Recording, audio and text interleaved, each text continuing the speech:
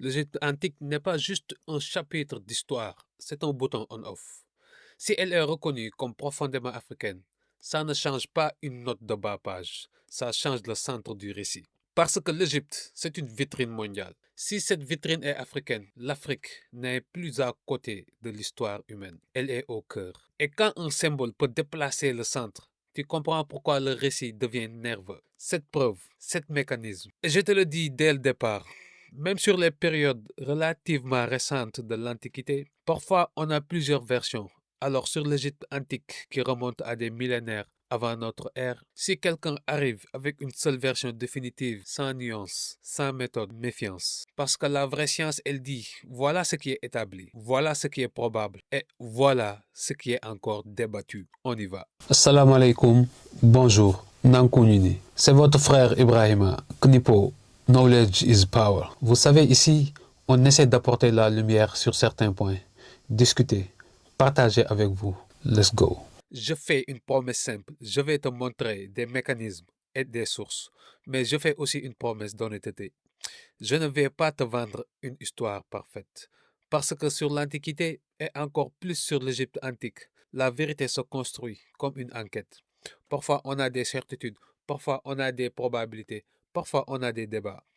Donc si tu viens pour une vidéo, camp contre camp, tu vas être dessus.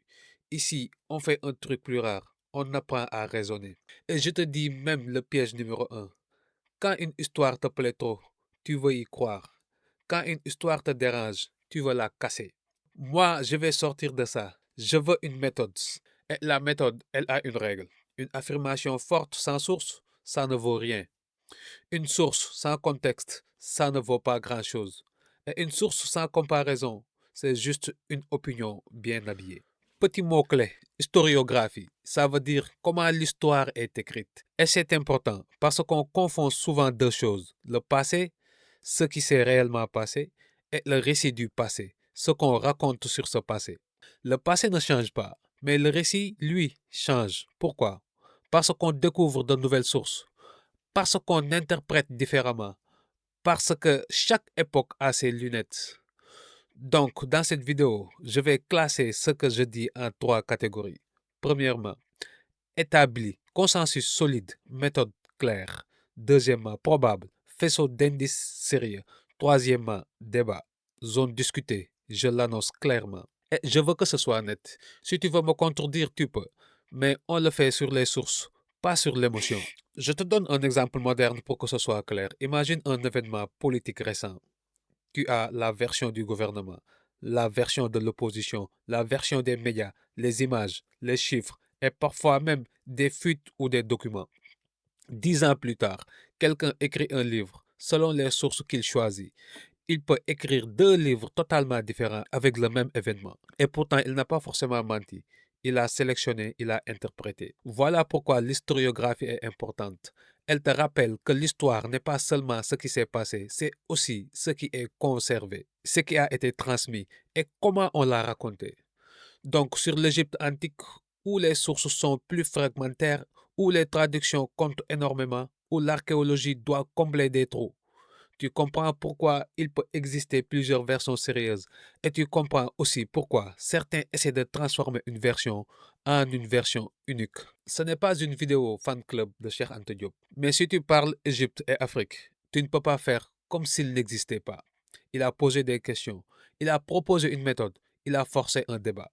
Et surtout, il y a eu des critiques, des réponses, des nuances, des prolongements. Donc, on ne fait pas Cheikh Anta Diop a tout prouvé ou Cheikh Anta est nul. On fait dossier calme, carré. Première preuve, le tri des sources. Quand un historien écrit, il n'a jamais tout. Il a un corpus, des textes, des objets, des inscriptions, des fragments. Et ce corpus, il se construit par choix. Quelles sources sont considérées fiables? Quelles sources sont mises de côté? Quelle langue on privilégie? Quelle période on met en avant? Ça, c'est établi. Toute l'histoire dépend des sources disponibles et des sources choisies. Exemple simple. Si tu écris l'histoire d'un pays uniquement à partir des discours du président, tu vas avoir une version. Si tu ajoutes la presse d'opposition, les archives économiques, les témoignages, les photos, les rapports, tu obtiens un autre tableau. C'est clair. Pour l'Antiquité, c'est pareil. mais en pire. Parfois, on a quelques textes, parfois, on a des inscriptions, parfois, on a des ruines et beaucoup de trop. Objection typique. Oui, mais c'est normal, on ne peut pas tout prendre. Réponse, bien sûr. Mais le point important, c'est que ce tri peut produire un récit propre, cohérent, mais incomplet. Et parfois, il peut aussi refléter des biais d'époque. Et pour que tu comprennes bien ce tri des sources, il y a trois grandes catégories. Premièrement, les sources écrites, textes, chroniques, inscriptions, documents administratifs. Problème. Ce sont souvent les élites qui écrivent. Donc, tu as déjà un biais. Deuxièmement, les sources matérielles, objets, tombes, bâtiments, outils, restes humains. Problème. Un objet ne dit pas pourquoi. Il dit juste ça existe. Le pourquoi vient après par interprétation. Troisièmement, les sources comparatives, linguistiques, pratiques culturelles, continuité, échange, problème. La comparaison peut être puissante, mais si tu compares mal, tu peux raconter n'importe quoi. La vraie démarche, c'est recouper. Quand l'écrit, le matériel et le comparatif vont dans la même direction, tu as du solide. Quand ils se contredisent, tu as un débat. Et le piège, c'est quand quelqu'un prend un seul type de source et dit voilà, j'ai prouvé. Non, il a proposé une lecture. Une preuve forte, c'est un ensemble qui tient debout, pas un slogan. Deuxième preuve, le vocabulaire. Les mots ne décrivent pas seulement, ils orientent.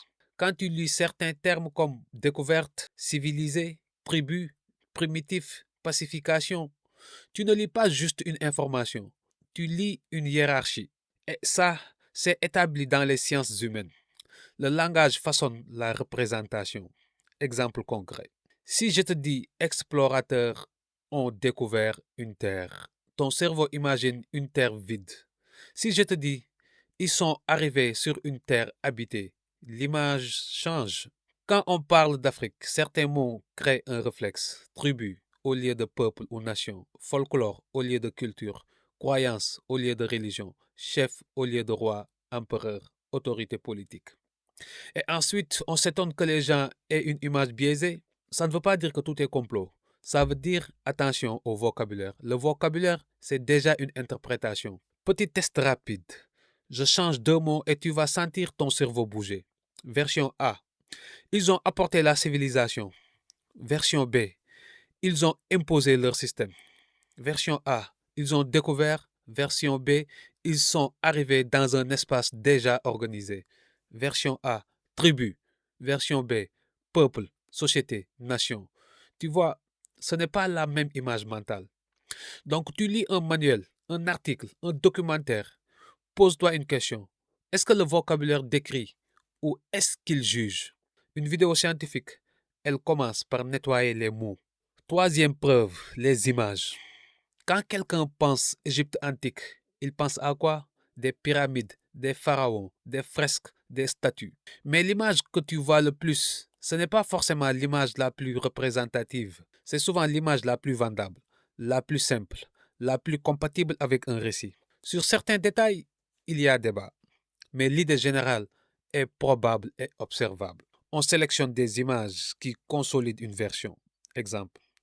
Tu peux montrer une fresque et selon la lumière, la retouche, la couleur, le cadrage, on peut accentuer certaines perceptions. Et surtout, une image ne parle pas toute seule. Il faut la dater, la contextualiser, savoir ce qu'elle représente et ce qu'elle ne représente pas. Donc la règle scientifique ici, c'est image plus datation, plus contexte, plus interprétation. Sinon, l'image devient une arme émotionnelle. Et il y a une raison pour laquelle les récits dominants adorent les histoires simples. Parce que c'est facile à enseigner, facile à vendre, facile à répéter. Mais l'histoire réelle est rarement simple. Elle est faite de mélanges, de migration, d'échanges, de conflits, de continuité. Le problème, c'est que quand tu simplifies trop, tu fabriques des caricatures. Et ces caricatures deviennent des vérités populaires. Donc mon objectif ici, ce n'est pas de remplacer une caricature par une autre. C'est de te montrer comment une caricature naît et comment toi tu peux redevenir lucide. Quatrième preuve, la chronologie. Un des plus grands mensonges subtils, ce n'est pas une phrase, c'est une structure. Dans beaucoup de récits scolaires, l'Afrique commence tard. Un peu d'Égypte, puis un énorme trou, puis colonisation, puis indépendance, puis misère, coup d'État, corruption. Et ça crée une impression. Il n'y avait rien avant. Alors qu'on sait que le continent a une profondeur historique immense, diverse, complexe. Objection. On ne peut pas tout enseigner. Oui, mais si tu compresses toujours le même espace, tu fabriques toujours le même résultat mental. Complexe d'infériorité, fatalisme et parfois même honte. Donc ici, ton point est établi. Le programme est un choix et ce choix produit des conséquences psychologiques. Et c'est là que la vidéo devient utile. On ne parle pas seulement du passé, on parle de ce que le récit fait à nos têtes aujourd'hui. Cinquième preuve, l'archéologie est une lecture, pas une caméra. Un même objet peut être interprété de plusieurs façons selon la théorie du chercheur, les comparaisons qu'il utilise, les hypothèses qu'il préfère. C'est pour ça que tu peux avoir deux livres sérieux, deux spécialistes sérieux et des conclusions différentes. Et ce n'est pas une honte, c'est le travail scientifique. La clé ici, c'est méthode plus recoupement. Quand une hypothèse est forte, ce n'est pas parce qu'un auteur l'affirme, c'est parce que plusieurs éléments la soutiennent. Donc si quelqu'un te dit c'est évident, c'est sûr, fin du débat, sur une période aussi ancienne, c'est souvent un drapeau rouge. Et l'archéologie, c'est aussi une question de datation. Car si tu te trompes sur la date, tu peux te tromper sur l'histoire entière. Il y a des méthodes de datation, des marges d'erreur, des révisions. Une découverte peut déplacer une chronologie ou nuancer ce qu'on croyait. C'est pour ça que la posture scientifique, c'est voilà ce que les données suggèrent aujourd'hui et pas fin du débat circuler. La science progresse en corrigeant. Donc une correction n'est pas un scandale. C'est un signe de sérieux. Le scandale, c'est quand on cache les incertitudes pour vendre une certitude. Sixième preuve, Cheikh Anta Diop. Cheikh Anta a avancé des thèses sur l'Égypte, l'Afrique, les continuités culturelles, linguistiques, anthropologiques. Et ici, je veux être propre. Il y a des points inspirants, des points discutés, des points contestés. Donc, je ne construis pas ma vidéo sur un point unique. Je construis sur une démarche. Poser des questions, croiser, comparer, vérifier. Ce qui est solide, c'est qu'il a refusé l'idée que l'Afrique devait rester à la porte du grand récit. Il a forcé un débat scientifique et intellectuel. C'est important de le dire. Objection typique, il a été débunké. Réponse, la science ne fonctionne pas comme TikTok. Ce n'est pas KO en 30 secondes. On doit dire quelles parties sont contestées, quels arguments, quelles réponses et qu'est-ce qu'on retient au final. Et surtout, si tu veux être crédible, tu dis aussi ce que tu ne sais pas. Et c'est exactement ce qu'on fait là. Souvent, les gens confondent trois choses. Critiquer une partie d'un travail, et ce qui est normal. Deuxièmement, contester une conclusion, normale aussi. Troisièmement, insinuer que tout est faux. Ça, c'est malhonnête. Quand quelqu'un dit Cheikh Anta est débunké, demande sur quel point exactement? Linguistique, anthropologie, interprétation des sources, méthode. Parce qu'un travail peut être discuté sur un point et rester pertinent sur une autre dimension. Et surtout, dans une démarche scientifique, tu n'es pas obligé de dire Cheikh Anta a tout prouvé. Tu peux dire Cheikh Anta a posé une question. Voici ses arguments. Voici les critiques. Et voici ce qui reste solide ou intéressant. Ça, c'est une position adulte. Et moi, je préfère ça à deux extrêmes. Ce qui transforme Cheikh Anta en prophète et ce qui le transforme en clown. Les deux extrêmes détruisent la pensée. Ici, on fait dossier. On garde ce qui est solide, on note ce qui est débattu et on avance. Septième preuve, le verrou. Quand un sujet touche à l'identité, à l'origine, à la hiérarchie mentale, souvent le débat glisse. Au lieu de répondre, voici la source, voici la méthode, voici la datation, on répond par une étiquette, idéologie, complot, émotion, danger. C'est un mécanisme connu.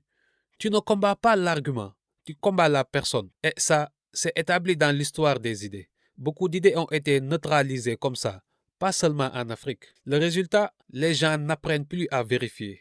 Ils apprennent à choisir un camp. Or, la science, c'est l'inverse. Tu regardes, tu compares, tu doutes, tu recoupes. Donc, si tu veux sortir de la manipulation, tu dois refuser ce piège. Pas camp A contre camp B, mais source A, source B, méthode, recoupement. Et ça, c'est exactement ce que tu fais quand tu deviens adulte intellectuellement. Donc, voilà, cette preuve, ou plutôt, cet mécanisme. Je te laisse avec une règle simple, applicable dès demain. Quand tu entends une affirmation sur l'Égypte antique ou l'histoire africaine, pose trois questions. Quelle source, livre, archives, musée, études? Quelle méthode? Comment on interprète? Quelle part est débat? Est-ce qu'il l'avoue? Si la personne refuse ces trois questions, ce n'est pas un chercheur, c'est un vendeur de récits. Si la réponse est non aux trois, ce n'est pas un travail sérieux. Et dernière chose, quand tu veux comprendre l'Égypte antique, ne cherche pas une phrase magique. Cherche une chaîne logique, source, contexte, comparaison. Le savoir est une arme, mais surtout n'oublie pas, ce n'est pas de la magie, c'est de la constance. Peace.